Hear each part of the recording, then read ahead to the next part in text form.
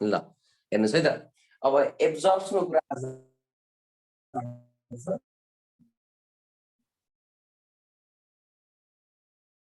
यो एब्जर्प्सनको कुरामा के कुरा लाग्ला कि यो परिभाषाबाट चाहिँ यो के भन्छ भने एब्जर्प्सन भन्नुको अर्थ के हो भने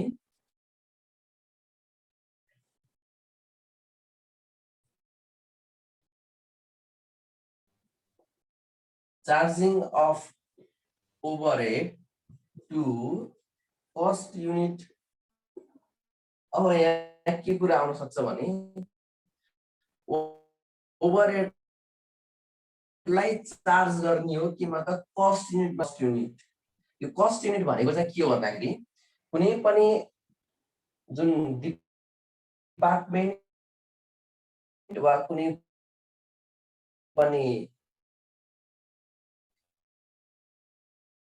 कार्य भने एउटा फर इक्जाम्पलको लागि लियौँ। फर इक्जाम्पल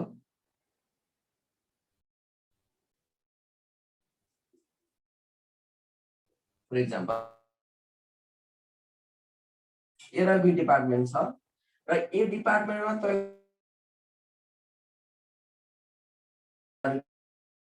60,000 रुपियाँ खर्च आयो। यो अब टोटल ओभरहेड भयो टोटल मेसिन आवर्स निकाल्ने कार्य हो के पर निकाल्ने कार्य है। जस्तो हेर्नुस् त यहाँ पर मेसिन आवर खर्च निकाल्नुस् त यसको लागि यसमा टोटल खर्च कति भएको 50,000 रुपियाँ खर्च भएको र यसमा कति छ मेसिन आवर 2500 छ। अनि यहाँ पर मेसिन आवर निकाल्नु पर्यो। यो पर मेसिन आवर भनेको कसरी निकाल्ने भन्दाखेरि 50,000 जुन छ ओभरहेड यो ओभरहेडलाई केले भाग गरिदिनु भन्दाखेरि मेसिन आवरले भाग गरिदिनु। अब कति हो त भन्दाखेरि 50,000 हो।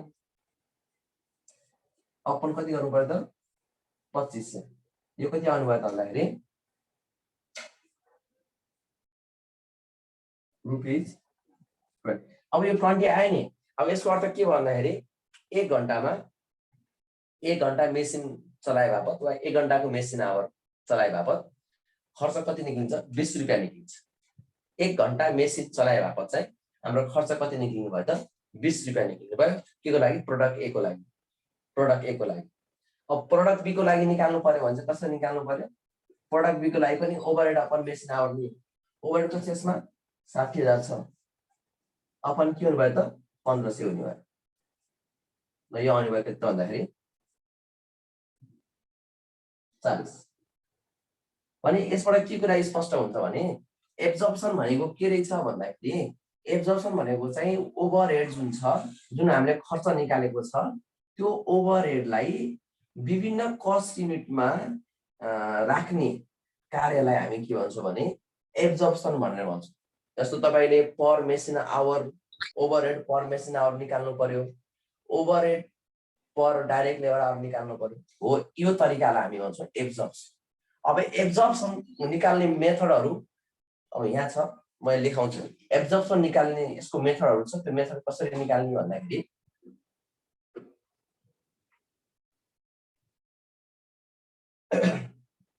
ल हेर्नुस् यसको मेथडमा चाहिँ अब के हुन्छ त overhead per machine hour MS भनेको मेसिन आवर है। ओभरहेड पर मेसिन आवर ल भन्नुस् त ओभरहेड पर मेसिन आवर कसरी निकाल्ने भन्दाखेरि total overhead upon total machine hour MH. जहिले पनि माथि ओभरहेड हुन्छ तल चाहिँ जे सोधेको छ त्यही नै राख्ने। अब सेकेन्डमा के हुन सक्छ भन्दाखेरि overhead per direct labour our हो सक्छ। अब यस्तोमा के गर्ने त टोटल ओभरहेड अपन के हुन सक्छ टोटल डीएलएस हुन सक्छ। सोध्नु यहाँ हेर्नुस् त मेसिन आवर दियो भने तल मेसिन आवर डीएलएस दियो भने तर डीएलएस राख्नु। अब अर्को के हुन सक्छ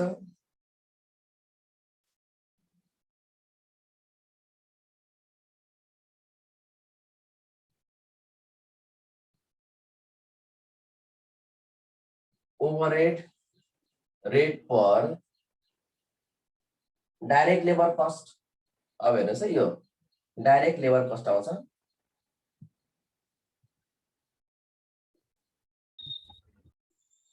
कस्ट हेर्नुहोस् डाइरेक्ट लेबर कस्ट भन्ने आएको छ।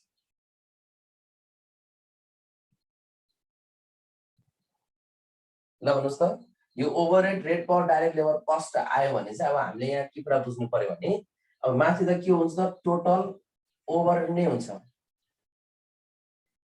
टोटल ओभरहेड नै हुन्छ। अनि तल चाहिँ हामीले के राख्नु पर्यो त टोटल डाइरेक्ट लेबर कस्ट डिएलसी राखेको यसमा है, टोटल डाइरेक्ट लेबर कस्ट। अनि जहिले पनि यो यसलाई चाहिँ 100 ले इन्टु गर्नुपर्ने हुन्छ। किन गर्नुपर्ने हुन्छ भन्दाखेरि माथि पनि ओभरहेड छ तर ओभरहेड भनेको पनि रुपिजमा आउँछ अनि डाइरेक्ट लेबर कस्ट पनि रुपिजमा आउँछ। रुपिज र रुपिज काटिने भएको कुराले यसलाई चाहिँ पर्सेन्टमा व्यक्त गर्ने चलन छ। कस्ट आयो भने पर्सेन्टमा व्यक्त गर्ने। अब फोर्थमा के हुन सक्छ overhead rate per direct material cost, overhead rate per direct material cost. अब यसलाई पनि तपाईँ भनिदिनुहोस् यसको चाहिँ फर्मुला के हुने भयो त भन्दाखेरि टोटल ओभरहेड अपन के त total direct material cost into के हुन्छ 100। अब अर्को सुन्न सक्छ ओभरहेड रेट पर प्राइम कस्ट। अब प्राइम कस्ट सोध्यो भने हामीले के गर्ने total overhead upon total prime cost.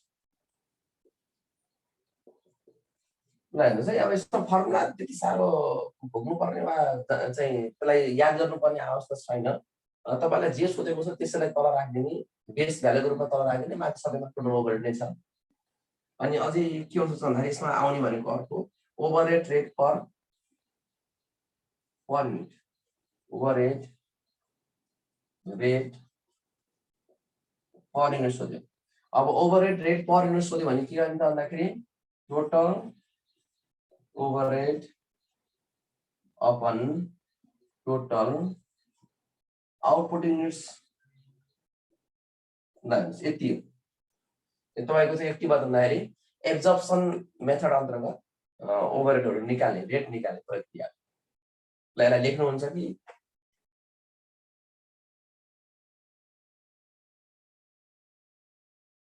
यो एब्जर्प्सन भित्र हो। यो एब्जर्प्सन भित्रको मेथडहरू यसरी हामीले जान्नुपर्ने हुन्छ। अब तपाईँलाई लाग्ला कि यो हामीले याद गर्नुपर्ने हुनसक्छ भनेर यो याद गर्नुपर्ने आवश्यकता छैन, किनकि क्वेसनले तपाईँलाई सोध्छ ओभरहेड पर मेसिन आवर सोधेर तपाईँलाई क्वेसनले सोध्यो भने तपाईँ आफै निकाल्नुपर्ने हुन्छ total overhead of total machine hour गरिदिनुहोस्, समस्या हुँदैन है। जस तपाईँले बुझ्नु पर्यो कहिले काहीँ थ्योरिटिकल क्वेसनमा आइदियो होइन, थ्योरिटिकल क्वेसनमा वाट इज एब्जर्प्सन अनि what are the methods used for calculating the overhead भनेर सोध्यो भने त्यस्तो अवस्थामा तपाईँले यस्तो यस्तो हुँदो रहेछ लेख्नु पर्यो।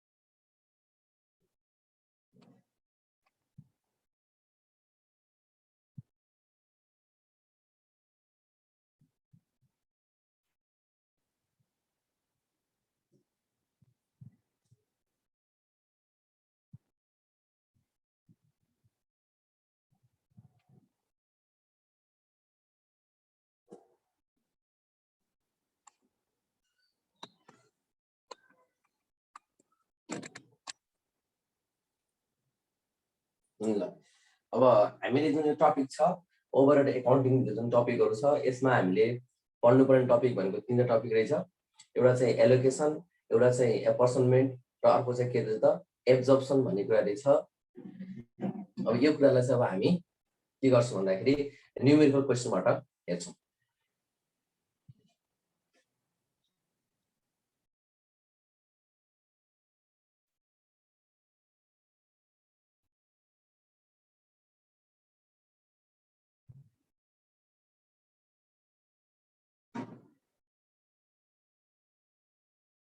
ल मैले यसलाई मेटाइदिएँ। अब हामी चाहिँ न्युमेरिकल क्वेसन जान्छौँ यसको है।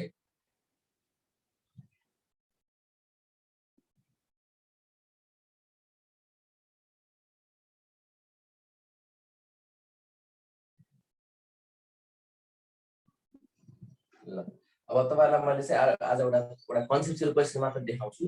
अब त्यो कसरी भन्ने कुरा चाहिँ जस्तो तपाईहरुलाई एउटा क्वेसन दिएको छ। यहाँ के दिएको छ भन्दाखेरि ओभरहेड भनेर यसरी दिएको छ र यहाँ दिएको छ तपाईलाई रेन्ट दिएको छ। रेन्ट भनेर 5,000 दिएको छ। त्यसैगरी तपाईलाई चाहिँ यहाँनिर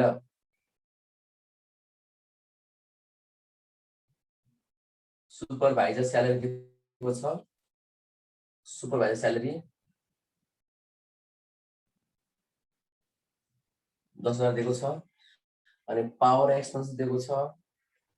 पावर एक्सपेन्सेस 15,000 र अर्को दिएको छ तपाईलाई डिप्रिसिएसन दिएको छ।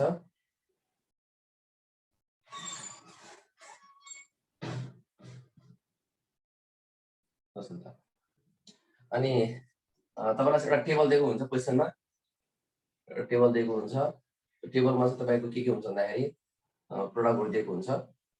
जस्तो अब यहाँनिर तपाईलाई दिएको छ के भन्दाखेरि यो प्रोडक्सन डिपार्टमेन्ट भनेर दिएको छ। ए भने प्रोडक्सन डिपार्टमेन्ट र बी भने प्रोडक्सन डिपार्टमेन्ट, यो दुईटा रहेछ।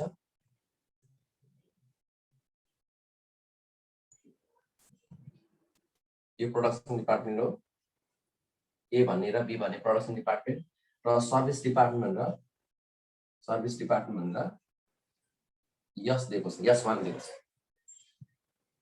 अब क्वेसनले दिएको छ हामीलाई के भन्दाखेरि डाइरेक्ट वेज भनेर दिएको छ 5,000 3,000 2,000 भनेर दिएको छ।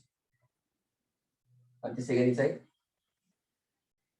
एरिया दिएको छ हामीलाई। एरिया चाहिँ स्क्वायर फिटमा दिएको छ।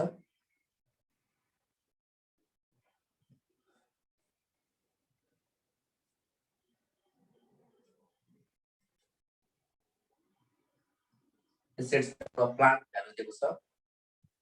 प्लान्ट भ्यालु यसरी कमन 3 कमन निकालेर दिएको छ। त्यसमा हामीलाई के दिएको छ भन्दाखेरि 500 त्यसैगरी चाहिँ 200 र यहाँनिर 300। अनि हर्स पावर दिएको छ। हर्स पावर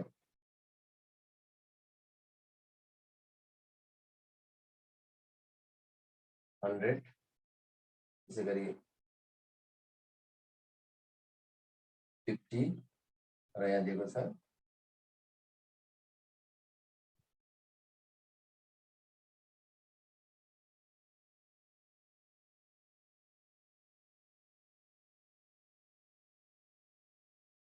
अनि हर्स पावर पछि तपाईलाई दिएको छ नम्बर अफ स्टाफ दिएको छ। नम्बर अफ स्टाफमा चाहिँ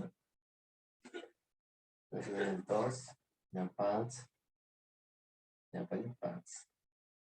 ल यसरी चाहिँ तपाईको के दिएको छ भन्दाखेरि एउटा ओभरहेड भनेर दिएको छ र जनरल इन्फर्मेसनको कुराहरु यसरी दिएको छ। र त्यसैगरी चाहिँ यहाँनिर तपाईलाई सर्भिस रेन्डर्ड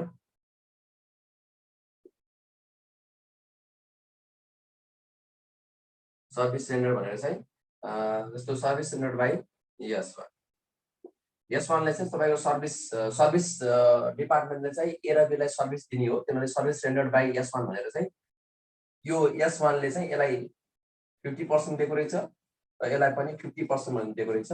यसरी तपाईको क्वेशन दिएको छ। र रिक्वायर्डमा के दिएको छ भन्दाखेरि रिक्वायर्डमा चाहिँ overhead distribution summary, overhead distribution summary.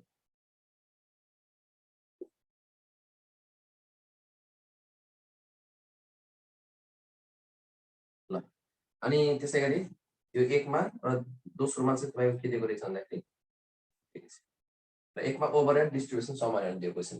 ल यो क्वेशनको आधारमा अब हामी एउटा सल्भ गर्छौं क्वेशन। ओभरहेड डिस्ट्रिब्युसन समरी भनेर क्वेशन दिएको छ र त्यसैको आधारमा हामीले क्वेशन चाहिँ सल्भ गरेर देखाउँछौं। यसको सल्युसन हेरौं।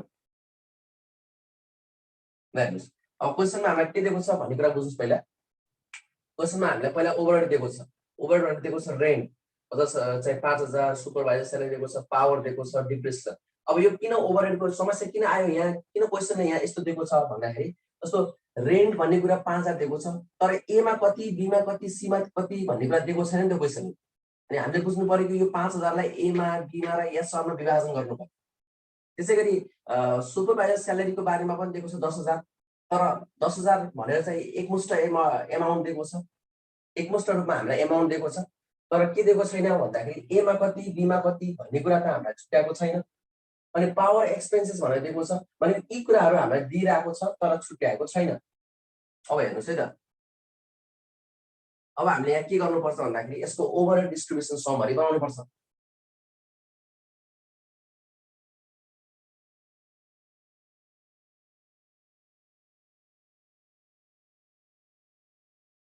ओभरहेड डिस्ट्रिब्युसन समरी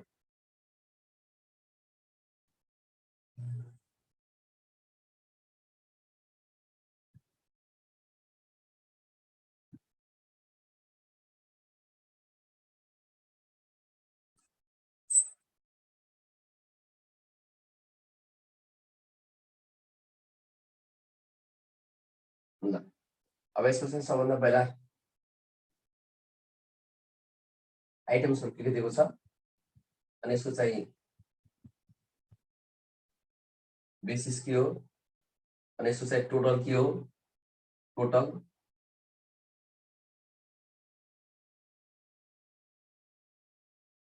अनि हामीसँग डिपार्टमेन्ट ए छ, ए बी र एस1 छ। अब हेर्नुस् है त, तपाईलाई यहाँनिर बुझ्नुपर्ने कुरा के हो भने यो खर्चलाई त्यहाँ विभाजन गर्ने हो र सबभन्दा पहिला एउटा यहाँ अलिकति जान्नुपर्ने कुरा के भयो भने यो डाइरेक्ट वेजेस र डाइरेक्ट मेटेरियल दियो भने चाहिँ जहिले पनि सर्भिस डिपार्टमेन्टमा मात्र राख्ने, अरु डिपार्टमेन्टमा नराख्ने है त। डाइरेक्ट वेजेस र डाइरेक्ट एक्सपेन्स दियो भने डाइरेक्ट वेजेस दिएको छ, डाइरेक्ट वेजेस दिएको छ। अब डाइरेक्ट वेजेस दिइसकेपछि यो डाइरेक्ट वेजेस भन्ने कुरा के दियो भन्नुस् त ल, यहाँ 5000 दिएको छ, यहाँ 3000 दिएको छ, यहाँ 2000 दिएको छ। र डाइरेक्ट वेजेसलाई जहिले पनि केमा राख्ने भन्दाखेरि सर्भिस डिपार्टमेन्टमा मात्र राख्ने। अब प्रोडक्सन डिपार्टमेन्ट राख्ने हैन, यसलाई सर्भिसमा मात्र राख्ने है त। यो गिभन हो, यसको कुनै बेस छैन किन क्वेशनले हामीलाई 2000 भनेर डाइरेक्ट दिएको छ, यहाँ 2000 2000 यसमा राख्ने हैन। अनि जोड्दा कति हुन्छ 2000 अनि यो पुरै जोड्दा कति हुन्छ यहाँ 2000 पनि हुन्छ। अब एउटा प्रश्न उठ्न सक्छ यहाँनिर, प्रोडक्सन डिपार्टमेन्टमा राखेर सर्भिस डिपार्टमेन्टमा त किन राख्ने डाइरेक्ट वेजेसलाई भनेर चाहिँ एउटा प्रश्न उठ्न सक्छ। ए र बी भन्ने प्रोडक्सन डिपार्टमेन्ट हो, यसले उत्पादन गर्छन् हैन, तर सर्भिस डिपार्टमेन्ट भनेको चाहिँ के हो त भन्दाखेरि उत्पादन गर्ने होइन। यसले के गर्छ त, सर्भिस डिपार्टमेन्टले प्रोडक्सन डिपार्टमेन्टलाई के गर्ने हो त भन्दाखेरि सुविधाहरू वा कुनै सहयोग गर्ने, कामलाई स्मुथली अगाडि बढाउनको लागि, कामलाई सजिलो तरिकाले अगाडि बढाउनको लागि चाहिँ सहयोग गर्ने। त्यही कारणले गर्दाखेरि के कुरा बुझ्नु पर्यो भने सर्भिस डिपार्टमेन्टमा भएका सम्पूर्ण खर्चहरू, चाहे त्यो डाइरेक्ट खर्च होस् चाहे त्यो इन्डाइरेक्ट खर्च होस्, त्यो खर्चलाई पछि गएर कुन डिपार्टमेन्टमा बाँड्नुपर्छ भने हामीले पढिसकेका छौँ। सर्भिस डिपार्टमेन्टमा भएका सम्पूर्ण खर्चलाई प्रोडक्सन डिपार्टमेन्टमा बाँड्नु पर्ने भएको हुनाले सर्भिस डिपार्टमेन्टमा भएका डाइरेक्ट वा इन्डाइरेक्ट खर्चहरू दुईटैलाई समावेश गर्नुपर्छ भन्ने बुझ्नुस् है। अब डाइरेक्ट वेजेस त्यहाँ निक्लिसक्यो। अब अर्को चाहिँ फेरि यहाँ खर्चलाई हेर्नुहोस् है। अब यहाँ दिएको छ रेन्ट। अब एउटा प्रश्न फेरि अर्को के आउन सक्छ भने छुट्टै दिएको ओभरहेडलाई मात्र हेरेर यहाँ राख्ने होइन, यहाँ भित्र पनि हेर्नुपर्छ। यहाँ भित्र पनि त्यस्ता खर्चहरू हुन सक्छन् जसको यहाँ डाइरेक्ट वेजेस भनेर हामीले जुन लेख्थ्यौँ नि डाइरेक्ट वेजेस, यो डाइरेक्ट वेजेस यहाँ माथि त छैन, माथि नभए पनि हामीले के कुरा बुझ्नु पर्यो नि, सर्भिस डिपार्टमेन्टको डाइरेक्ट वेजेस र डाइरेक्ट मेटेरियल डाइरेक्ट एक्सपेन्सेस भन्ने खर्चहरूलाई चाहिँ जुनसुकै हालतमा पनि सर्भिस डिपार्टमेन्ट लेख्ने तर प्रोडक्सन डिपार्टमेन्टमा नलेख्ने। किन नलेख्ने प्रोडक्सन डिपार्टमेन्टमा भन्दाखेरि प्रोडक्सन डिपार्टमेन्टको समस्या के होइन भन्दाखेरि डाइरेक्ट मेटेरियल र डाइरेक्ट लेबरसँग समस्या होइन, प्रोडक्सन डिपार्टमेन्टको समस्या मात्रै हो कि ओभरहेडलाई कसरी विभाजन गर्ने भन्ने मात्रै समस्या हो। तर सर्भिस डिपार्टमेन्टले ए र बी भन्ने प्रडक्टलाई सर्भिस दिएको हुनाले र सर्भिस डिपार्टमेन्ट आफैले उत्पादन गर्दैन र त्यो खर्चलाई केमा विभाजन गर्नुपर्ने हुन्छ भन्दाखेरि प्रोडक्सन डिपार्टमेन्टमा विभाजन गर्नुपर्ने भएको हुनाले चाहिँ सर्भिस डिपार्टमेन्टमा भएका जति खर्च छन् डाइरेक्ट वा इन्डाइरेक्ट सबैलाई हामीले लेख्नुपर्ने हुन्छ। ल रेन्टमा हेर्नुहोस् त, रेन्ट कति छ यहाँनिर, रेन्ट दिएको छ 5000। ल अब रेन्टलाई के को आधारमा विभाजन गर्ने हो, अब यसको आधार के हो, यसको बेसिस के हो रेन्टको भन्दाखेरि रेन्टको बेसिस त एरिया हो। अब हामीले लेख्नु पर्यो एरिया, यसरी एरिया लेख्नुहोस्। अब एरिया लेखिसकेपछि यहाँ 200 200 100 छ नि, यसलाई चाहिँ रेसियो निकाल्नुहोस्, 2:1 निकाल्नुहोस्। यसरी हेर्नुहोस् है फेरि एकचोटि, रेन्ट भन्ने कुरा के को आधारमा हुन्छ, एरियाको आधारमा हुन्छ, किनकि रेन्टको सम्बन्ध एरियासँग हुन्छ। जति ठुलो एरिया त्यति धेरै घर भाडा वा भाडा तिर्नु पर्छ। भनेपछि अब यसको 2:1 भयो। 2:1 भयो भने अब यो जोड्दा कति आउँछ त भन्दाखेरि 5 आउँछ। यो जोड्दा कति आउँछ त 5 आउँछ, यसको समेसन हुन्छ 5। अब यसलाई यस्तो गर्नुहोस्, टोटल एमाउन्ट 5000 लाई 5 ले भाग गर्नुहोस्, डिभाइड गर्नुहोस्।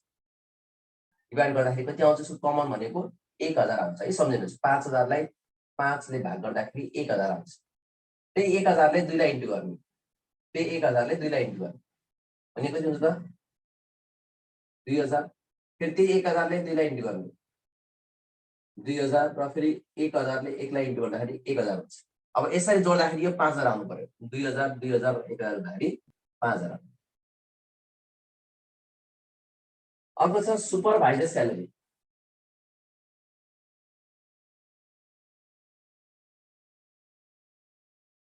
सुपरभाइजर स्यालेरी दिएको छ कति 10000, लेख्नु पर्यो कति 10000।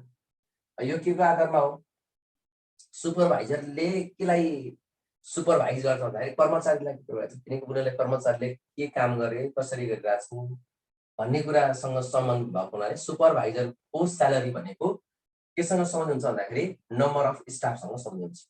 भनेपछि यसलाई नम्बर अफ स्टाफ, यसको बेसहरू के रहेछ त number of staff, number of staff. अब अघि यस्तै गर्नु पर्यो, फेरि यसको रेसियो दिएको होला, यहाँ 10:5:5 दिएको छ, 10:5:5। ल हेर्नुहोस् 10:5:5। अब यसलाई जोड्दाखेरि कति आउने भयो त 20 आउने भयो। यसलाई सानो पनि बनाउन सक्नुहुन्छ अरे, यसलाई अझै सानो पनि बनाउन सक्नुहुन्छ। अब यसलाई के हुन्छ त 5:5 चाहिँ 10 छ भने 2:1:1 पनि हुन्छ। यसको रेसियो निकाल्दाखेरि त्यो पनि गर्न सक्नुहुन्छ, नत्र डाइरेक्ट जोडेर राख्न सक्नुहुन्छ। 20 भयो। अब के गर्ने, 10000 लाई 20 ले डिभाइड गर्नुहोस्, 10000 लाई 20 ले डिभाइड गर्नुहोस्। 10000 लाई 20 डिभाइड गर्दा के आउँछ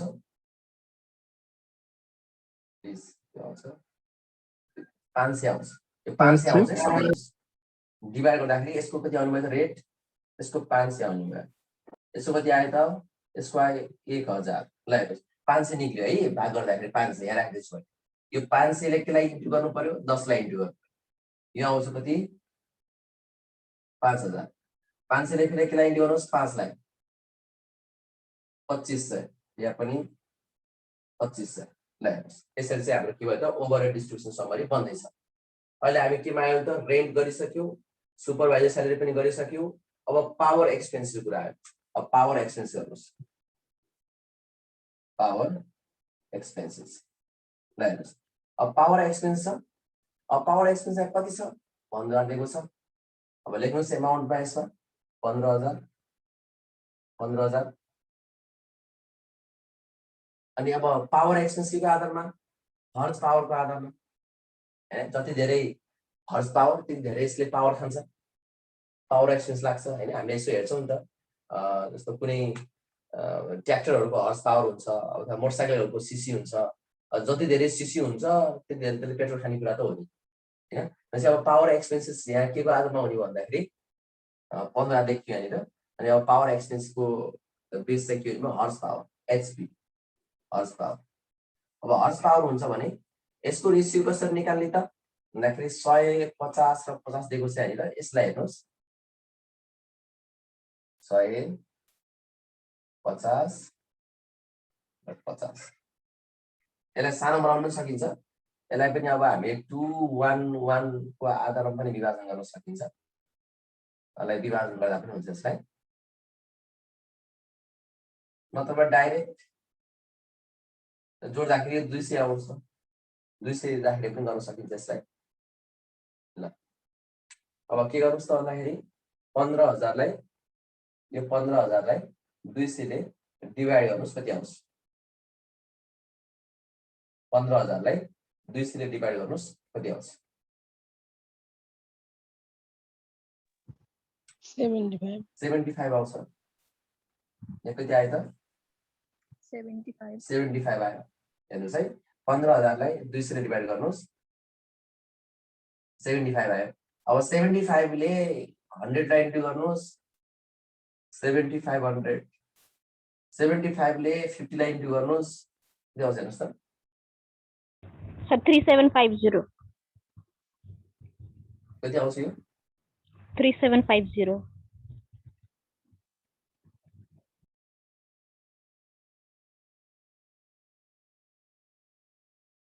ल 3750 आउँछ है त पावर एक्सपेन्सेस त्यसै अब यसरी चाहिँ कति भयो हेर्नुस् त 15000 टोटल थियो अनि यसलाई हामीले हर्स पावरको आधारमा विभाजन गरियो हर्स पावरको आधारमा विभाजन गरिसकेपछि अब हाम्रो के भयो त भन्दाखेरि 7500 ए मा अनि बी मा र सी मा यसरी चाहिँ S1 मा यसरी चाहिँ राखिएको छ यसैको आधारमा 75 ले 100 इन्टु गर्दाखेरि यति आयो 75 ले 50 इन्टु गर्दाखेरि यति आयो यसरी चाहिँ पाएको छ अब यो पावर एक्सचेन्ज भइसक्यो अब पावर एक्सचेन्ज पछि यहाँ के दिएको छ डिप्रिसिएसन दिएको छ अब डिप्रिसिएसनलाई गर्नुस् अब डिप्रिसिएसनलाई गर्नुस्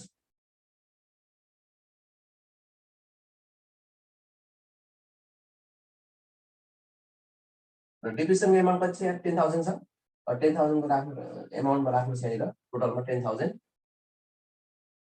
अब 10000 राखिसकेपछि अब डिप्रिसिएसन के को आधारमा हुन्छ डिप्रिसिएसन भनेको के को आधारमा हुन्छ डिप्रिसिएसन भनेको प्लान्ट भ्यालुको आधारमा हुन्छ वा एसेट्स भ्यालुको आधारमा हुन्छ किनकि जहिले पनि हामीले डिप्रिसिएसन केमा निकाल्छौं भन्दाखेरि एसेट्समा निकाल्छौं नि त प्लान्ट भ्यालुहरुको त एसेट्स भ्यालु यहाँ कति दिएको छ 500 200 300 यसलाई हामी 5 2 3 पनि गर्न सक्छौं यसलाई रेशियो यस्तै गर्न सक्छौं 5:2:3 है मैले किन यस्तो गराए भन्दाखेरि 500 200 र 300 लाई रेशियो गराउँदाखेरि त कमन फ्याक्टर त काट्न सकिन्छ हामीले अब कमन फ्याक्टरलाई काट्यो भने के हुने भयो यहाँनिर र कति आउने भनेस् त्यसको यो हुने भयो प्लान्ट भ्यालु हैन प्लान्ट भ्यालु ल कति आउने यसको रेट हजुर ल डिभाइड गरिदिनुस् यो 1000 आउँछ यसको रेट 1000 अब 1000 आउँछ भने 1000 लाई केलाई इन्टु गर्नुस् 1000 लाई 5 लाई इन्टु गर्नुस् 5000 1000 लाई 2 ले इन्टु गर्नुस् 2000 1000 लाई 3 ले इन्टु गर्नुस् 3000 अब कुनै बाँकी रह्यो हेर्नुस् त एकचोटि यहाँ कुनै बाँकी रहेको छ हेर्नुस् त अब यति गरिसकेपछि रेन्ट पनि भइसक्यो सुपरभाइजर पनि भइसक्यो पावर पनि भइसक्यो डिप्रिसिएसन भइसक्यो डाइरेक्ट वेजेस पनि लेखिसक्यो माथि एरिया भनेको कुरा रेन्टको आधारमा हुन्छ प्लान्ट भ्यालु डिप्रिसिएसनलाई हिसाब गर्नको लागि प्लान्ट भ्यालु हो हर्स पावर भनेको के हो त पावर एक्सपेन्सेससँग सम्बन्धित हुन्छ नम्बर अफ स्टाफ केसँग सम्बन्धित छ त सुपरभाइजर स्यालेरीसँग सम्बन्धित छ अब एउटा बाँकी रहेको छ सर्भिस रेन्डर्ड बाइ S1 भनेर दिएको छ यो सर्भिस रेन्डरको कुरा चाहिँ के भनेको भने प्रोडक्सन ए र बी लाई S1 ले सर्भिस दिन्छ भनेको र त्यहाँ लाग्ने खर्चहरुलाई ए र बी ले चाहिँ 50% र 50% गरेर बाँड्छन् त्यही कारणले गर्दाखेरि हामीले के गर्न मिल्दैन भने S1 को टोटल खर्च ननिक्लेसम्म यो 50% र 50% को अहिले यहाँ गर्न आवश्यक छैन किनभने पहिला हामीले S1 पनि निकाल्नु पर्छ टोटल खर्च निकाल्नु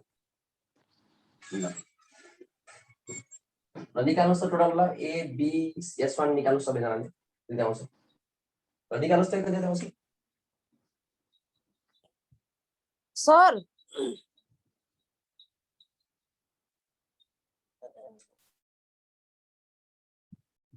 ल यहाँ कति आउँछ निकाल्नुहोस् यो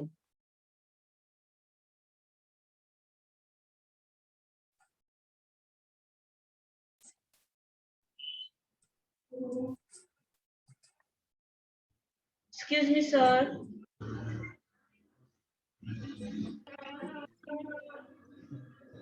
राधाले के सोध्न खोजेको खै Okay, सरले सुन्दा नि सुन्नु भएन सरले सुन्नु भएन होला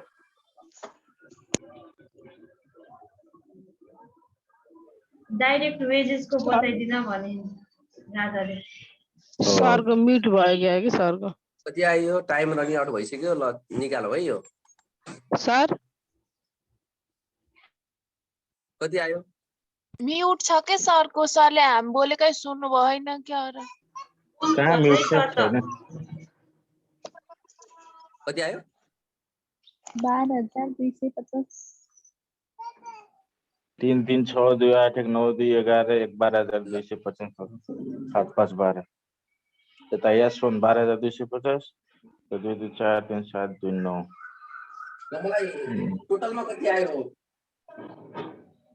5 7 17 17 र 15 सरले बोलेकै 5 सुन्नु 5 भएन 10 10 2 12 12 7 19 19,500 सरले सुन्नु भएकै छैन ल भन्नुस् न म सुनिहाल्छु नि ल भन्नुस् त ए बल्ल सुन्नु भयो सर पहिला राधाले त्यहाँ हजुरलाई डाइरेक्ट वेजेस को बारेमा सोध्दै हुनुहुन्छ त्यो बताइदिनु त के को बारेमा डाइरेक्ट वेजेस को बुझ्नु भएन रे उहाँले ए हो यो डाइरेक्ट वेजेसको बारेमा है यो डाइरेक्ट वेजेस टाइम कति छ अस्मि हेर त हजुर 1 मिनेट छ सर 1 मिनेट 1 मिनेट छ है यो डाइरेक्ट वेजेसको बारेमा यस्तो बुझ्नुहोस् जहिले पनि के हुन्छ भने डाइरेक्ट वेजेस डाइरेक्ट एक्सपेन्सेसलाई जहिले पनि हामी सर्भिसमा मात्र देखाउँछौँ प्रोडक्टसम्म देखाउँदैनौँ यति बुझ्नुहोस् अहिलेलाई र यसको बारेमा मैले अघि एक्सप्लेनेसन के गरेको छु भने डाइरेक्ट वेजेस भनेको सर्भिसमा मात्रै राख्नुपर्छ प्रोडक्टसम्म राख्ने होइन किन राखिन्न सर किनकि हाम्रो यो सर्भिस डिपार्टमेन्टमा भएका जुनसुकै खर्चलाई पनि के हुन्छ भने पछि गएर ए र बीमा बाँड्नु परेको हुनाले यो खर्चमा राखिन्छ तर प्रोडक्सन ए र बी भनेको ओभरहेडको लागि मात्रै भएको हुनाले यो भनेको ओभरहेडसँग मात्र रिलेटेड भएको हुनाले चाहिँ डाइरेक्टलाई राख्नु तपाईलाई ओभरहेड हो के हो पहिला भन्नुस्